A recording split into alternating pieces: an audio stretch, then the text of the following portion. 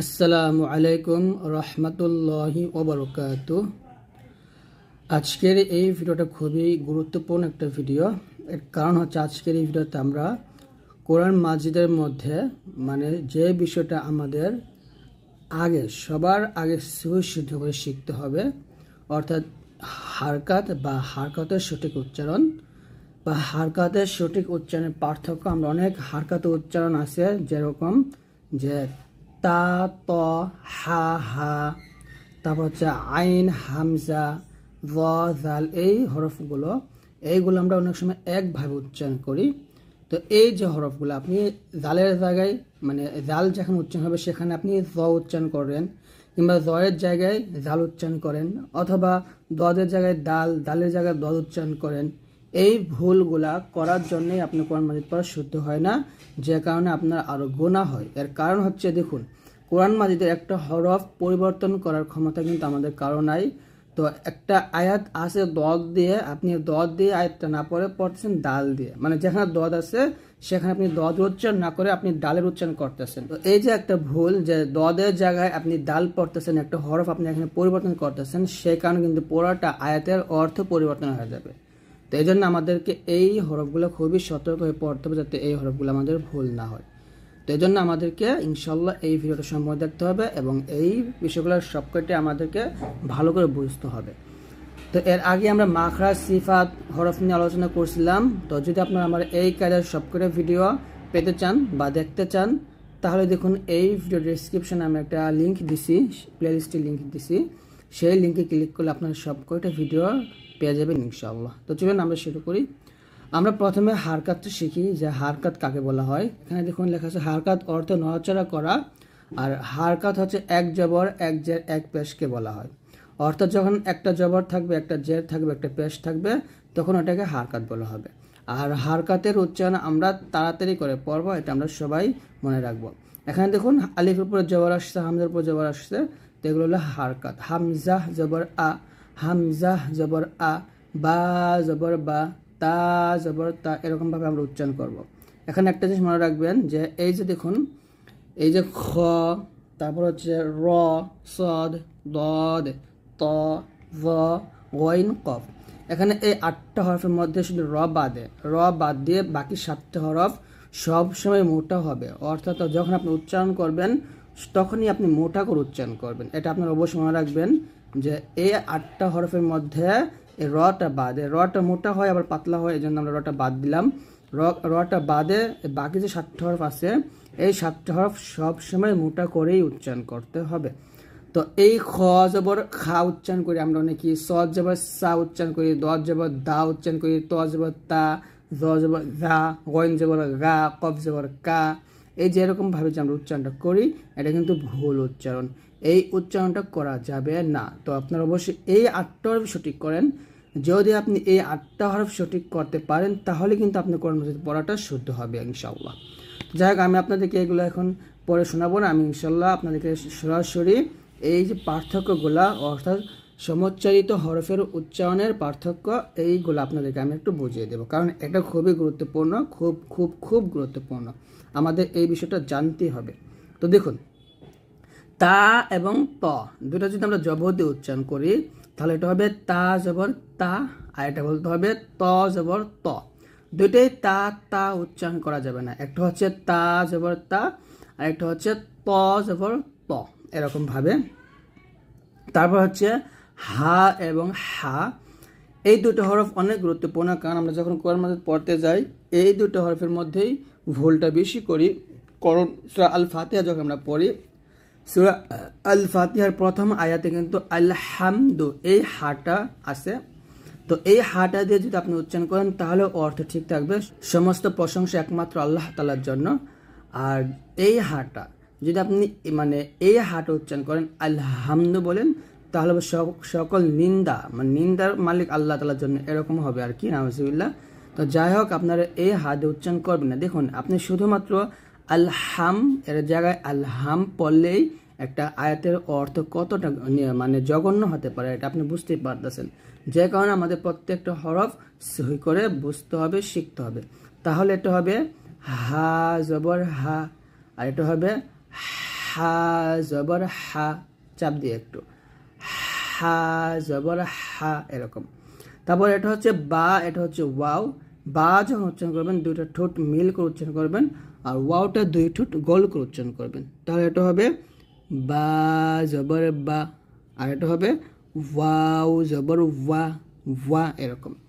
দাল এবং দদ, দাল হবে দাল জবর দা, জিহ্বাটা সামনের উপরে দুই দাঁতের আগে লাগাবেন, আর এটা হবে দদ জবর দ, মোটা করে, এটা হবে দা, এটা হবে দ। এখানে কাফ এবং কফ দুটো খুবই গুরুত্বপূর্ণ। যেমন কাফে আমরা আকারটা দিয়ে পড়বো, যেমন কাফ জবর কা, আর এটা হবে কফ জবর ক। এটা কিন্তু কাফ না, এটা হচ্ছে কফ, কফ জবর ক, মোটা করতে হবে। কাফ পাতলা হবে, কফ মোটা হবে। খ জবর খা বলবেন না, খ জবর খ বলবেন, গন জবর গ বলবেন, এই দুটা উচ্চারণ। তারপর দেখুন এটাও হামজা, এটাও হামজা। এখানে আলিফের পরে জবর জের পেশ থাকলে এটাকে হামজা বলা হয়, ঠিক এটাও হামজা, দুটোই হামজা। হামজা জবর আ, হামজা জবর আ। আর এই যে আইনের উচ্চারণটা, এই আইন উচ্চারণটা আপনাকে হলকের মাঝখান থেকে নিয়ে আসতে হবে চাপ দিয়ে, আইন জবর আ, আ, এরকম। আর এটা জিহ্বার মধ্যখান উপরতলের সঙ্গে লাগিয়ে বলতে হবে ইয়া জবর ইয়া। তারপর হচ্ছে জাল এবং র। দেখুন জাল জবর জা বলবেন, আর এটা হবে র জবর র, র। এটা হচ্ছে জা, এটা র, দুইটাই যা যা বলবেন না, তাহলে কিন্তু বড় ভুল হয়ে যাবে। এটা হলো যা, এটা হলো জিম। এটা আপনি বুঝলে মাখাজ বুঝতে হবে। যা মাখাজটা জিহ্বার আগা নিচের দাঁতে লাগাতে হবে, আর জিম জিহ্বার মধ্যখান উপর তলের সঙ্গে লাগাতে হবে। তাহলে এটা হবে যা জবর যা, আর এটা জিম জবর যা।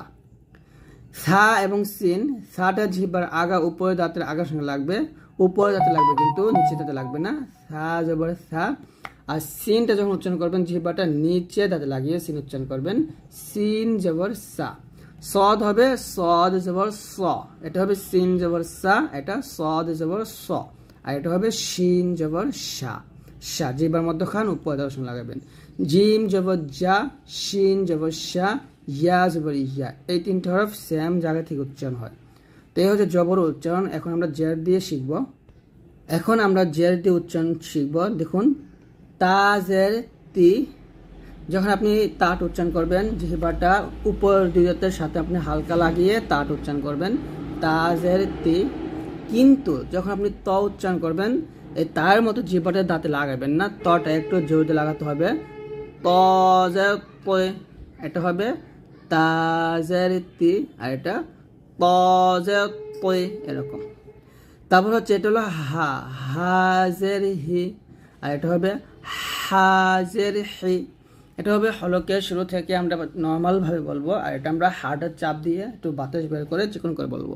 এটা হবে হাজের হি, হাজের হি। বাজের বি, আর এটা হবে ওয়াউজের উই, উই বলতে হবে। বাজের বি দুই ঠোঁট মিল করে বলবো, ওয়াউজের উই দুই ঠোঁট আমরা গোল করে বলবো। দাল জের দি, আর এটা হবে দদ জের ওই, ওই, এরকম। কাফ জের কি, কফ জের কই, কাফ পাতলা কফ মোটা, কাফ জের কি, কফ জের কি। খ জের খি, মোটা করে, গইন জের গই, মোটা করে। হামজাহ জের ই, হামজাহ জের ই, এই দুটো সেম উচ্চারণই হবে। আর এটা হবে হলকের মাঝখান থেকে চাঁদে বলতে হবে আইন জের ই, ই, এরকম। এটা জিহ্বার মধ্যখান উপর তার সঙ্গে লাগে বলবো ইয়া জের ই, ইয়া জের ই। এটা হবে জাল, এটা হবে র। জালটা পাতলা হবে, রটা মোটা হবে, তাহলে জালটা হবে এরকম, জাল জের জি। আর এটা হবে ল জের ওই, ল জের ওই। যা জিহ্বাটা আমরা নিচে দাঁতে লাগাবো, জিম জিহ্বার মধ্যখান উপর তার সঙ্গে লাগাবো, তাহলে এটা হবে যা জের জি। আর এটা জিম জের জি, জিম জের জি, এরকম। তারপর হচ্ছে শিন, শিন জিম ইয়া তিনটা কীভাবে হবে আগে বলছি। শিন জের শি, জিম জের জি, ইয়া জের ই। তারপর হলো সদ, সদ এবং সিনটা একটু খেয়াল করুন। সদ হবে মোটা, সিন হবে পাতলা, জিহ্বাটা নিচে দাঁতে লাগবে, তবে সদ এজের সই বলতে হবে মোটা করে, সদ এজের সই। আর এটা হবে সিন জের সি। আর সা যখন উচ্চারণ করবেন জিহ্বাটা উপর দাঁতে লাগিয়ে পাতলা উচ্চারণ করবেন, সা জের সি, দেখুন এটা হলো সিন জের সি আর এটা হাজের সি, এরকম ভাবে। এখন আমরা পেশ দিয়ে উচ্চারণটা দেখবো একটু। দেখুন বা পেশ বু, দুই ঠোঁট মিল করে আপনি উচ্চারণ করবেন, বা পেশ বু। আর এটা হবে ওয়াও পেশ ভু, দুই ঠোঁটের মাঝে ফাঁকা থাকবে, ওয়াও পেশ ভু। মিম পেশ মু, ফা পেশ ফু, দুইটা কোনো পার্থক্য নেই, আমরা উচ্চারণ করতে পারি। সা এবং সিনের মধ্যে পার্থক্য আছে, সা আমরা জিহ্বাটা উপরে যাতে লাগাবো পাতলা করে, সা পেশ সু, আর সিনটা জিহ্বাটা নিচে যাতে লাগাবো, সিন পেশ সু। এটা হবে সদ পেশ সো, এটা হচ্ছে সিন পাতলা, সিন পেশ সু। আর এটা হবে সদ পেশ সো। শিন পেশ সু, সু।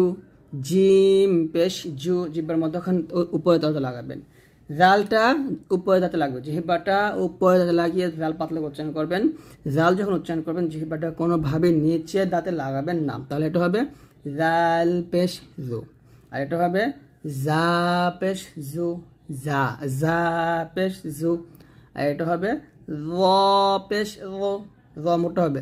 জাল যেখান থেকে র সেখান থেকে উচ্চারণ হয়, তবে জালটা পাতলা করে লাগিয়ে আমরা পাতলা করে উচ্চারণ করবো, রটা মোটা করে উচ্চারণ করবো। এটা হবে জাল পেশ জু। আর এটা হবে র পেশ র। তা এবং ত দুটোই একইভাবে উচ্চারণ হয়, তবে তাটা পাতলা হবে, ত মোটা হবে। তা পেশ তু। আর এটা হবে ত পেশ ত। একইভাবে উচ্চারণ হয়, এর মানে হচ্ছে দুটো উচ্চারণ এক না, দুটো মাখরাস এক। মাখরাস হচ্ছে আমরা জিহ্বার আগা সামনের উপর দুটো গোড়ার সঙ্গে লাগিয়ে আমরা তা এবং ত উচ্চারণ করি, তবে তা পাতলা করে ত মোটা উচ্চারণ করতে হবে। খ পেশ খো, গইন পেশ গো, আইন পেশ উ, চাপ দিয়ে আইন পেশ উ। হামজাহ পেশ উ, হামজাহ পেশ উ। আর এটা হবে ইয়া পেশ ইউ, ইউ, ইয়া পেশ ইউ বলতে হবে। কাফ পেশ কু, কফ পেশ কু, র পেশ রু, লাম পেশ লু, নুন পেশ নু, দাল পেশ দু পাতলা। আর এটা হবে দদ পেশ দ মোটা। হা পেশ হু, হু চিকন করে, হা পেশ হু।